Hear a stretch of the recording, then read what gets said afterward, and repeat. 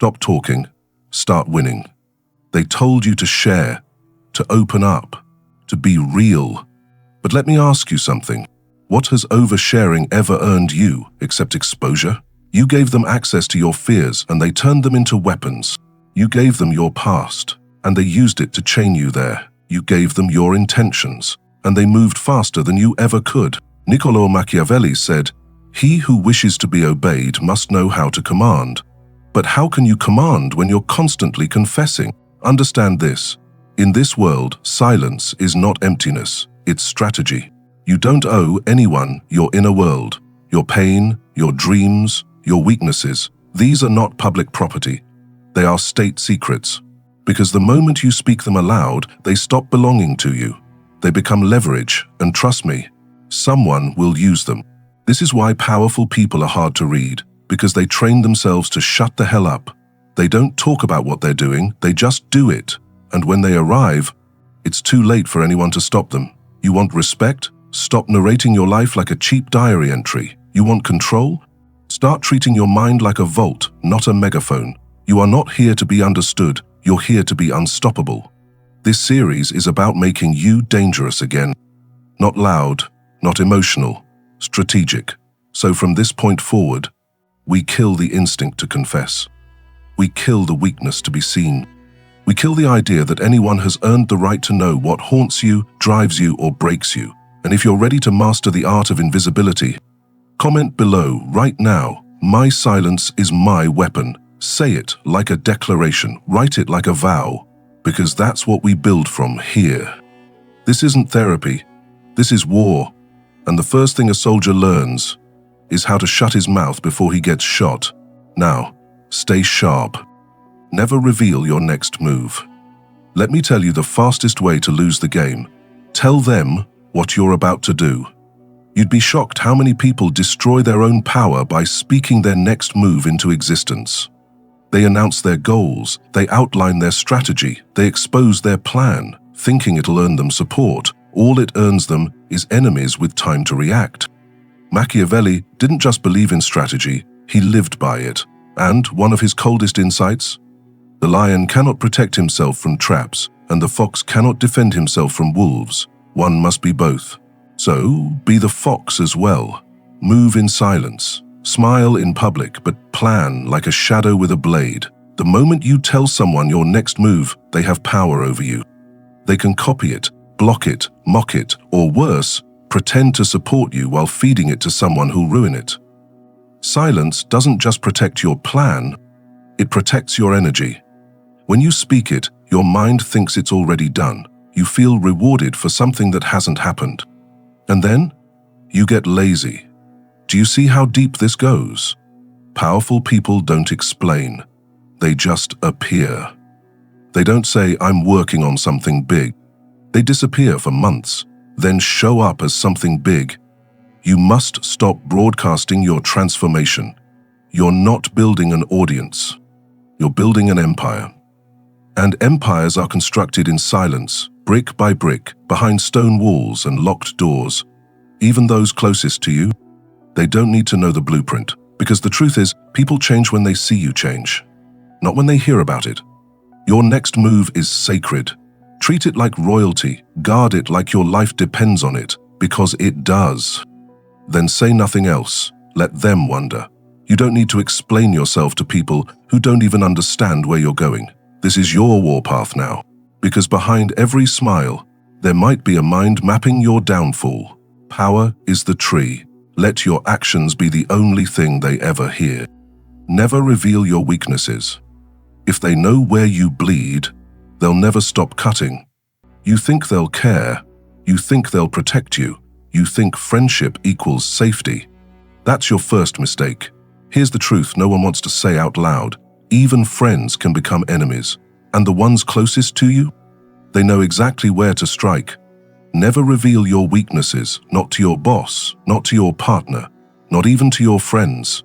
Because today, they're listening. Tomorrow, they're competing.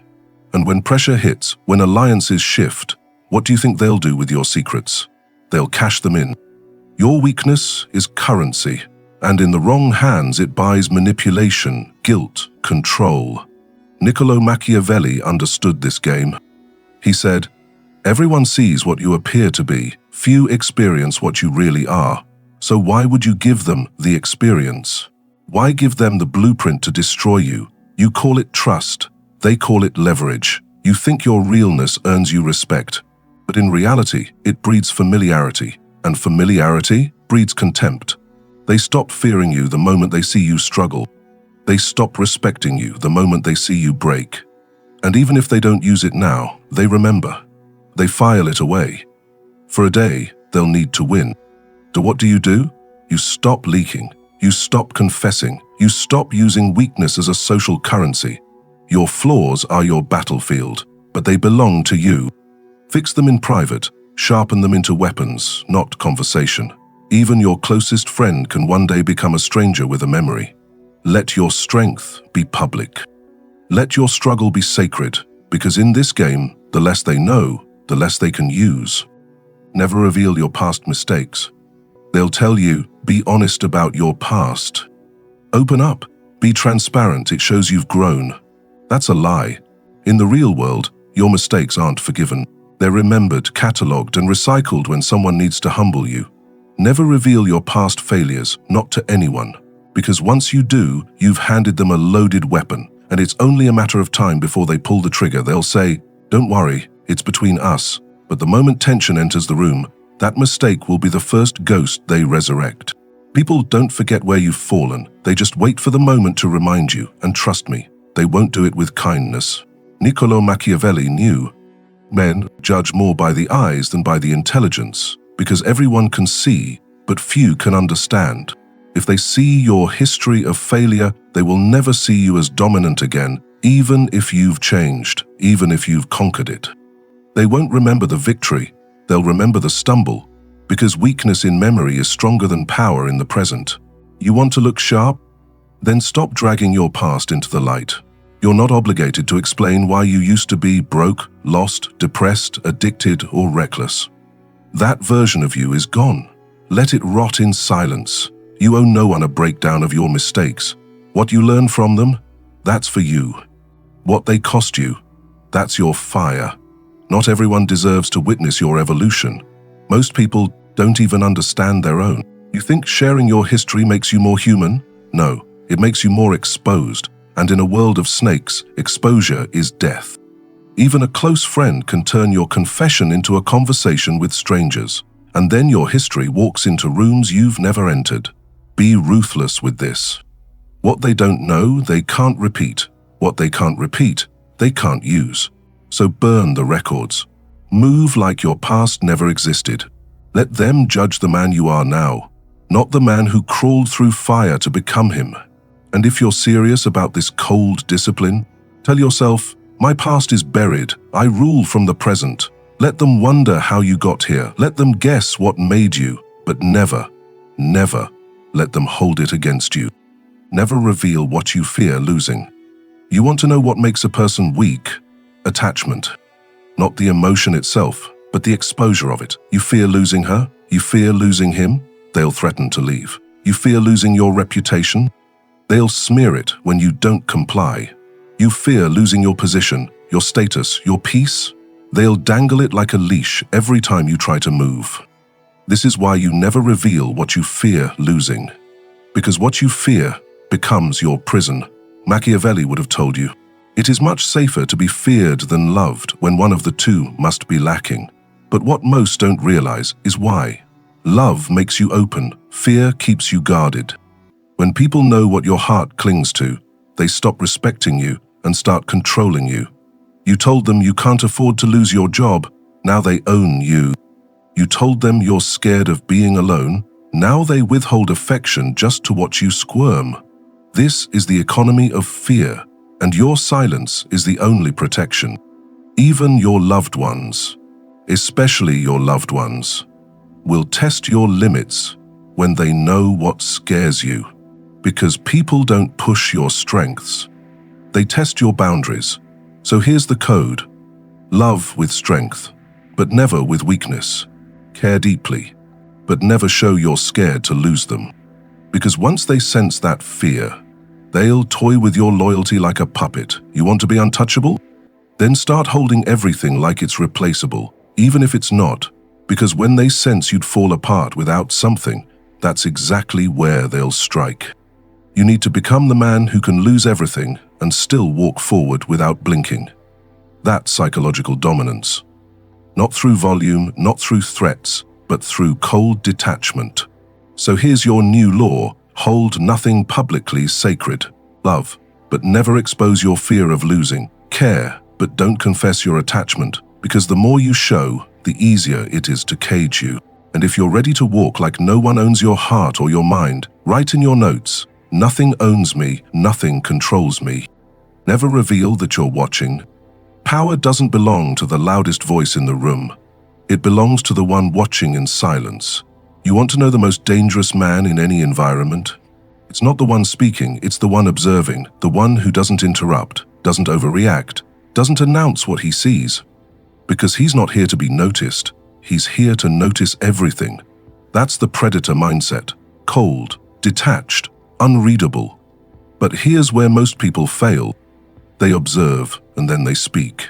They confront too early, they call things out, they make it known. I saw that. Big mistake.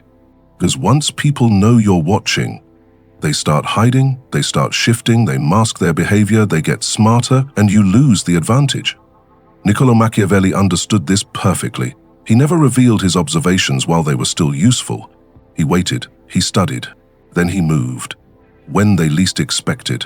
You want the upper hand, then become the ghost in the room. The one who knows the truth but never lets it leak. Smile when they lie, nod when they pretend. Let them think you're naive, while you collect every detail like a surgeon before the cut. People are always exposing themselves, through their tone, their eyes, their timing, their silences.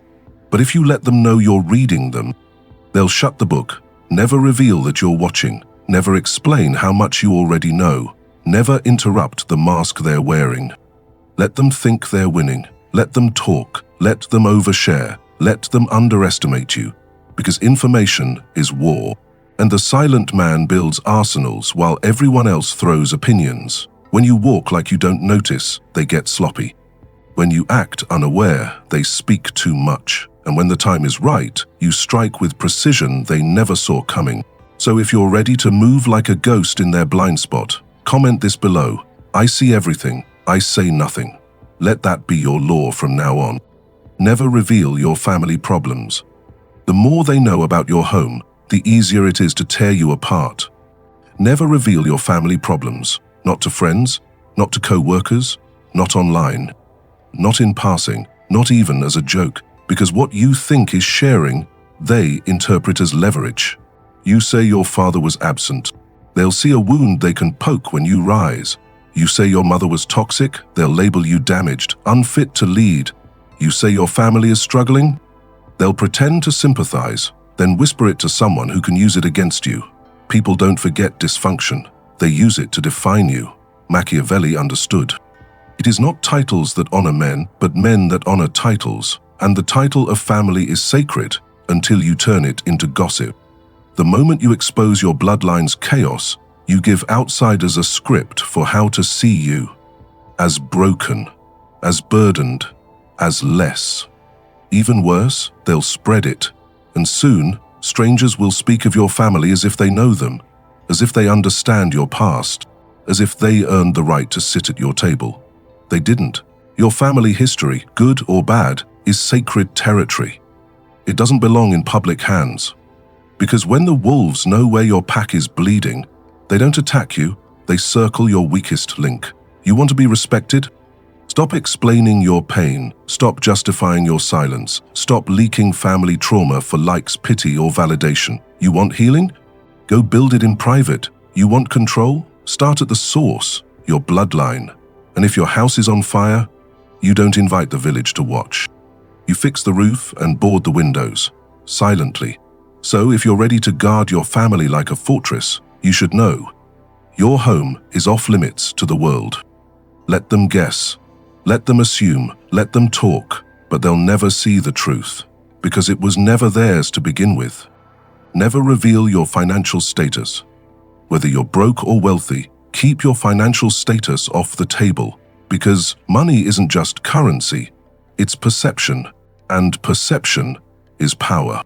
You walk into a room and people don't judge your bank account, they judge what they think your bank account looks like, and the second you confirm it, you lose your edge. If they know you're broke, they stop respecting you. They assume you're desperate, dependent, weak. Suddenly, every friendship becomes a charity case. Every conversation becomes a condescending favor. But if they know you're wealthy, it doesn't get better, it gets worse. Now you're a target. Now they expect handouts. Now every compliment is a setup. Now, every relationship becomes a hidden invoice. Niccolo Machiavelli would never have revealed his wealth to anyone, not because he was ashamed, but because he understood what it does to the room. Men are driven by two principal impulses, either by love or by fear. Money distorts both. If they fear you because you have it, they'll sabotage you behind the scenes. If they love you because you have it, that love is rented, not real. Never flaunt your income, never confess your struggles. Keep your status ambiguous. Let them wonder if you're broke or loaded. Let them try to guess, because when they can't calculate your wallet, they can't calculate their leverage. You walk different when you don't care how they see you, and you hold power when they can't fit you into a financial box. Mystery makes you dangerous. Transparency makes you predictable. You don't need to prove anything. Let your actions, presence, and silence do all the talking. So from this point forward, no bragging, no confessing, no explaining. Your wealth is either building in silence or being spent in silence. Let them assume whatever makes them comfortable, because comfort in others is the first layer of your camouflage. Never reveal your escape plan. A smart man plans his escape. A powerful man never reveals it. There will come a time, in business, in relationships, in war, where the only move left is to disappear, withdraw, exit, vanish like smoke. And when that time comes, the last thing you should ever do is announce it. Never reveal your escape plan, not to your partner, not to your friends, not to your enemies. Because if they know how you'll leave, they'll lock every exit before you get there. Machiavelli would say, "It is better to act and repent than not to act and regret." But he'd never act without a back door, and he'd never speak of it while the doors were still open. You see, people don't like losing control. They don't like not having access to you. They don't like when you become unreachable. So if they catch even a whiff that you're about to walk, they'll start managing, manipulating, gaslighting, trapping. They'll cry, they'll beg, they'll threaten, they'll sabotage. They don't want you gone. They want you stuck. That's why your exit must be silent. You don't say, "I'm thinking about leaving." You don't say, "I need space." You don't warn them. You just go. You disappear with class, with calm, with calculation. You don't slam doors. You vanish like a ghost in the fog, without a trace. And if they come looking for reasons, you left them nothing but silence. You don't owe the world a farewell tour. You owe yourself freedom, and freedom only comes when your exit is protected by silence. Make your life like a palace, many rooms, many doors. But only you know which one leads out. Let them believe you're staying forever. Let them feel secure. Let them think they still own you, right up until they realize you're already gone. And if you're truly ready to move like a phantom with purpose, tell yourself, "They'll search, but I'll already be gone." Say it with pride, because the most powerful move is the one they never see coming. Ever reveal your source of power. What makes you strong should never be spoken, because the moment they know what fuels you, they'll try to starve it. You think people celebrate your strength? Only until it threatens them. Then they turn. And when they can't overpower you, they'll do the next best thing. Undermine your source. That source might be your discipline, your solitude, your faith, your routine, your mindset, your mentor, your rituals, your pain. Whatever it is, if it makes you powerful, it becomes a threat to the ones who feel weak around you. And weak people don't attack head-on, they chip away at the foundation. They'll question what you believe in, They'll distract you from your path. They'll mock what keeps you grounded. And slowly, if you let them in, they'll pull your roots out from under you. Machiavelli once said, "A prince never lacks legitimate reasons to break his promise." You know what that means? People will justify anything, especially the betrayal of what strengthens you. They'll say they're helping. They'll say they're just giving advice. They'll say you're being too intense or obsessed. But deep down, they just want to level the field. They want you back where they can reach you. You want to stay powerful, then guard your source like a secret weapon. Never explain what drives you. Never reveal where your power comes from. Let them think you're just lucky. Let them think it's effortless. Let them think they can compete. Right until the moment you destroy them with something they'll never understand. You are under no obligation to explain your evolution or your fire. Because once they understand what gives you strength, they will plot to unplug it. So build your power in silence. And when they ask, smile, shrug, say nothing. And if you're ready to protect your core like a fortress, you should be like, your power has no address. Let that be your rule. No labels, no maps, no trail. You were never weak. You were just too exposed, too open, too honest, too reachable. But now you know the rules. Now you see the game for what it really is. And from this point on, the world won't see you coming. You'll move in silence, operate in shadows, and strike with precision. They won't know what you're thinking, what you're building, or when you'll make your move, because every piece of power you once gave away, you've now taken back. Subscribe to the channel and become the kind of man they can't manipulate, can't break, and will never see coming.